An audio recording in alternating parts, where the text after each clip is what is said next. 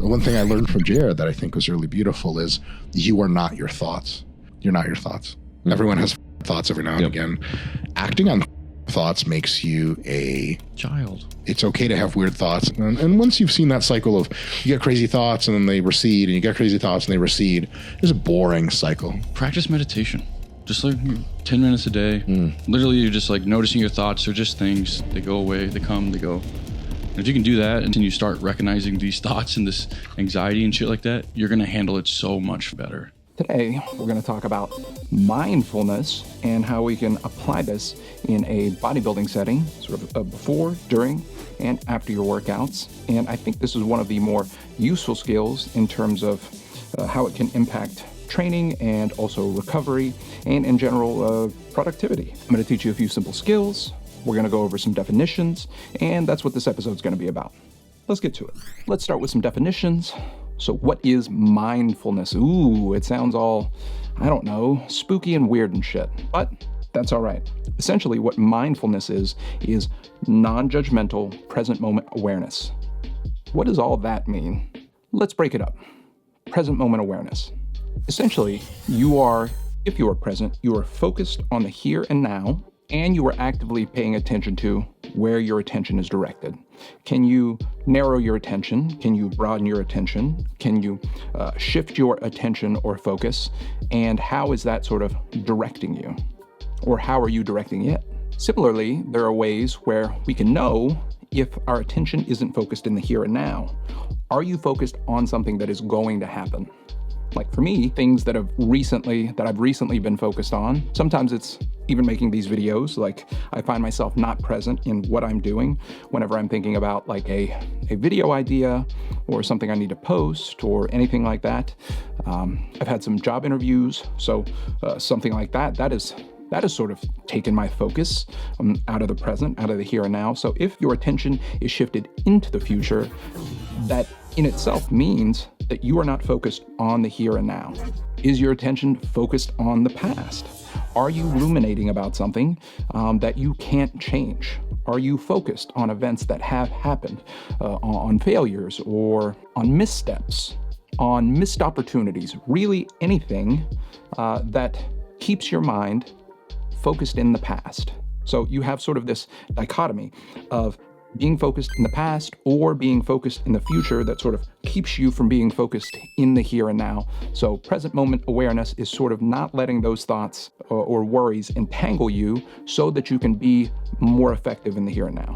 Some simple ways that we can sort of orient ourselves to the here and now, which some of you have probably already encountered, some skills like you can orient yourself to your breath. If you've ever been in therapy or if you've ever practiced meditation or even mindfulness meditation, which those are two separate things, breath work is a really big part of it, and sort of anchoring ourselves here in the present can involve starting with focusing on your breath. Because it's something that is here and now, it is something that you hear, feel, and it's very helpful to sort of get us grounded. So you can start with like 10 deep breaths, and you go in through your nose and out through your mouth. And we'll go more into that type of a thing, but that's a way to sort of anchor yourself to the here and now.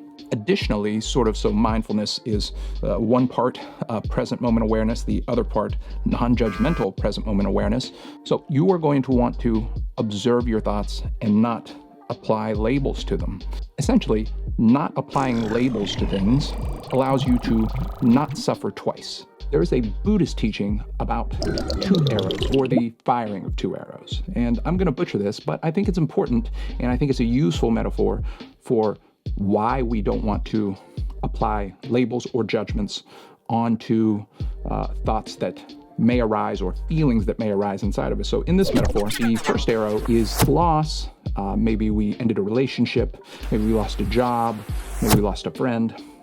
And so that initial hurt and pain and grief is natural. That is the first arrow. That is life's arrow. Now, the second arrow is the arrow we fire ourselves. That arrow might be, this is the worst day ever. That arrow might degrade us or demean us. We might start to call ourselves names. And so by firing that second arrow, we suffer more than is necessary. So that is why it is called sort of the two arrows. And you want to Or what mindfulness offers you is a way to sort of refocus and not allow that second arrow to be fired. So very helpful. When negative feelings or thoughts show up, the goal is to notice them, name them, and allow them to be there. We can't control how intensely they show up, how frequently they show up, how long they stay around.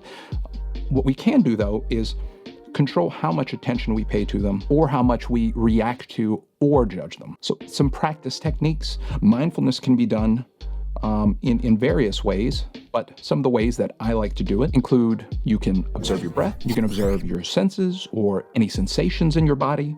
You can sort of do a body scan or something like that, where you start from maybe the tips of your toes and then gradually work your way up your body, maybe flexing your calves all the way up into your knees and how your knees feel, and then flexing your quads, and sort of just scan your body from bottom to top and then possibly even top to bottom. Mindfulness can also just be paying attention fully, non-judgmentally, in what you're doing in everyday life. Like for me, I'm a bit of a weirdo, and I actually like doing dishes, like hand doing dishes, not rinsing dishes and putting them in a dishwasher, but like literally hand doing dishes. I find it find it oddly comforting to just clean and put away and let dry and just being very present in what I'm doing in those moments. So it sort of allows me to get grounded. And for some reason, vacuuming, I've heard a lot of people like organizing their homes, or if you're a person who likes to move furniture around or redecorate or things like that, that can be a very mindful act that you don't necessarily have to do with like a podcast or music. I know that's sort of the default. That's my default a lot of the time. So you can be mindful in multiple areas of your life. You can be mindful here now in the present, just noticing your breath, noticing sensations in your body, or you can take this outside, which I think this is sort of what we're getting into as far as with bodybuilding and things like that. You can be mindful in your practices. Another important aspect of mindfulness is it helps teach you to unhook from thoughts. So there's this useful metaphor in acceptance and commitment therapy, and it's called hooking. Are you hooked by your thoughts? Can you unhook from particular thoughts that you're having in the moment?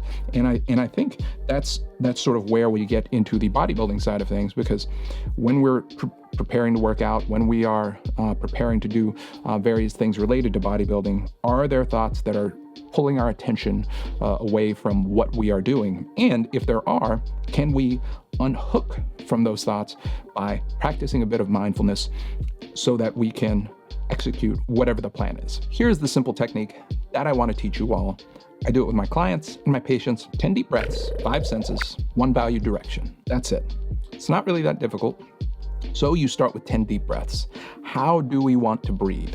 So I guess it all starts with 1 breath. So how do we complete 1 breath?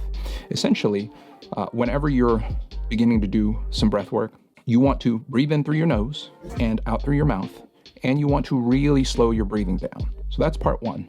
In through your nose, out through your mouth, and that's 1 breath. What you'll notice is you'll be able to exhale a lot longer than you will be able to inhale, and that's what you want. You sort of want a 3 to 4 second inhale, and then you're going to want a 5, 6, 7 second exhale.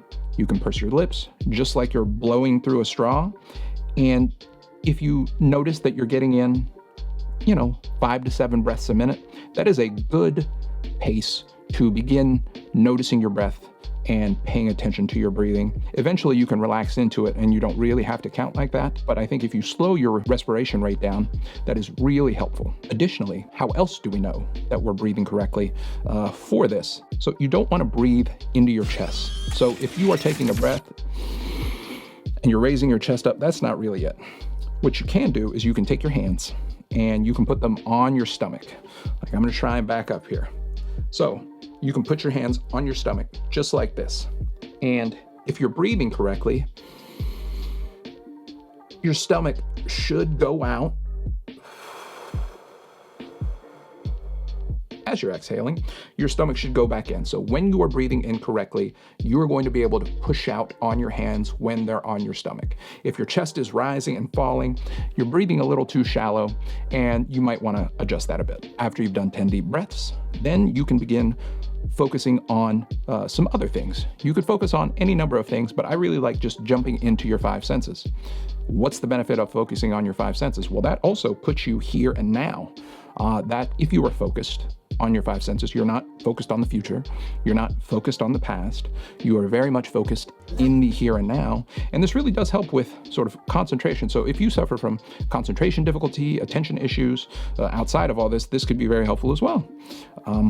So what are our five senses? Anything that you can see, smell, taste, touch, and hear, essentially those are the five senses. Now, you can just pick a few things for each of these items. So for me, once I am sort of honed in with my breathing and I'm just breathing comfortably,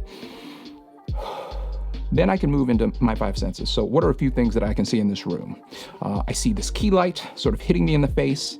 I see this Monster energy drink that hopefully you all can't see on camera. I've got some bookshelves. I've got some curtains, blinds, two cameras, the mic. So those are some things I can see. And you don't have to say these things out loud. You can still mostly be focused on your breathing. And while you're doing that, just begin noticing. It's really just the act of noticing, and then curiosity, we'll talk about that later, but noticing the things around you with your senses. So those are some things that I can see. Things that I can smell.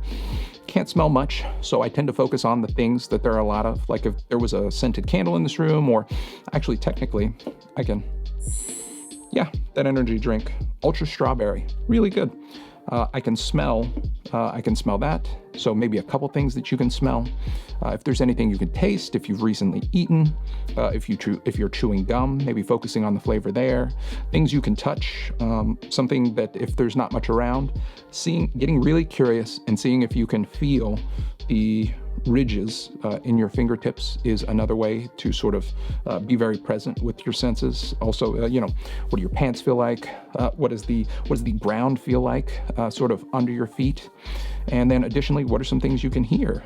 Hearing's a very powerful sense. I hear actually, and hopefully you all can't, I heard one of my gates closing downstairs, I hear a car driving by, and I hear the pitter patter of little feet. So you can hear very many things. And if you just sort of cycle through those senses, you don't even really have to focus one after the other like I was doing, but you can cycle through them. So focus on your breathing. And once you get a comfortable pace breathing, move into your senses, be very focused, be curious, and then you can head in a valued direction. Now, what does that valued direction part mean? So presumably you are bodybuilding or dieting or training for some specific purpose or goal. Hopefully you are, or I could do an episode on that. That would be interesting. But hopefully you're doing this for some specific purpose. So you would have a value direction. So maybe that value direction is meal prep. Maybe you didn't want a meal prep and now you are more grounded and you can choose that direction because it aligns with your values. Maybe it's a cardio session that you don't want to do. However, you know that cardio aligns with your end goals, and so you are now more present and grounded and you can go in that direction.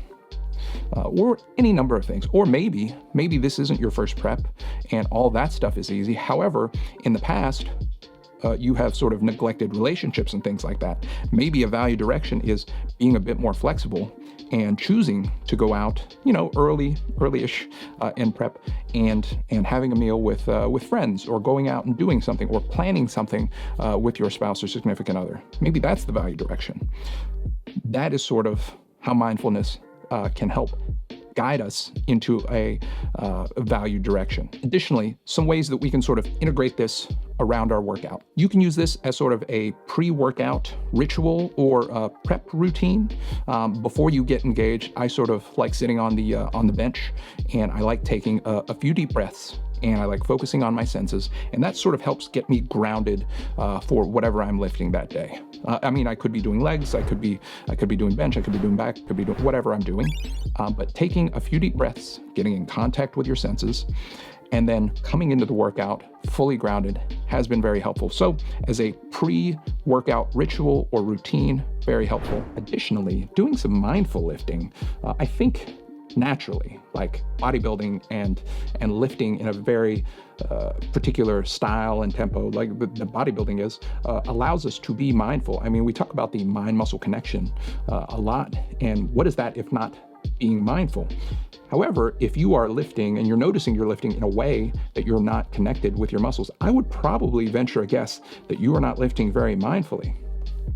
So by doing a bit of breathing in between our sets, we can probably connect with our muscles quite a bit more because we are focused on the here and now. I venture another guess that if someone is focused on what they have to do the next day or what's gone on, they're probably not connecting with their muscles as effectively as they could. So doing a bit of mindful breathing in between our sets can also help get us more effective workouts. Mindful nutrition. So this is something really cool that I would teach separately.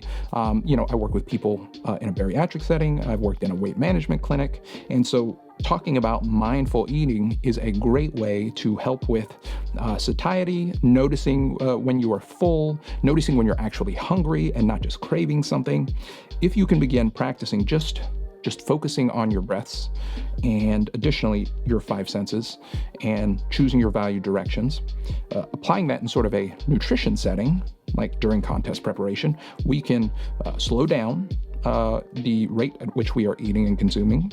And we can also begin noticing flavors and textures and various aspects of our food that may also contribute to satisfaction. I would say if you can do a little bit of mindfulness before you begin eating, that you will see some benefits in terms of satiety and possibly your perception of how filling a meal is. Now, is this going to be perfect and help entirely? No, you're going to be hungry. That's just the way prep is. That's the way bodybuilding is.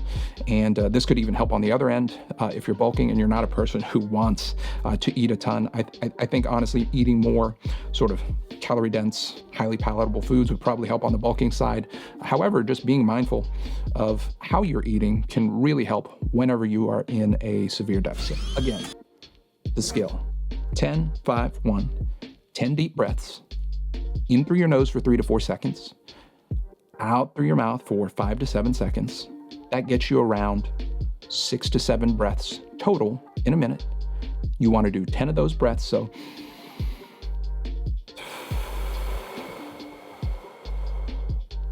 really slow. And then once you've got your rhythm down, just begin breathing naturally in through your nose and out through your mouth. Shift your attention to your 5 senses. What can you see? What can you smell? What can you taste? What can you touch? What can you hear? Do a few of those. Do a few rounds of that. Shift your attention back to your breath and then back to your senses. Additionally, something I didn't cover, when you notice your mind wandering, because it will, your mind is going to go off into left field. It's going to think about other things. It's going to think about how not great this video was for instructing, so hopefully I'll make a better one in the future. But when your mind wanders, what you're going to want to do is you're going to want to notice the thoughts. You're going to want to acknowledge the thoughts like, oh, mind's wandering, or I have that to do. You notice it, you name it, and then you shift your attention back to your breathing. And in that, you become a bit more flexible with your attention, and you are able to narrow, broaden, shift your attention as needed. So your mind will wander, and that's natural. And so it's just your job to notice a name and then reshift your attention back. From there, choose a value direction. After you've had enough of a breathing exercise, you focused in on your senses, you're grounded, thoughts aren't pulling you to and fro, do the thing that you need to do, whether it's dieting, training, spending time with your family and friends. Choose a value direction and live a more grounded and fulfilling life. And if you are interested in more, you can check out this next video on the top 3 bodybuilding books that I love. Couldn't have gotten to where I'm at without them. And so hopefully you like that. And I'll see you guys next time.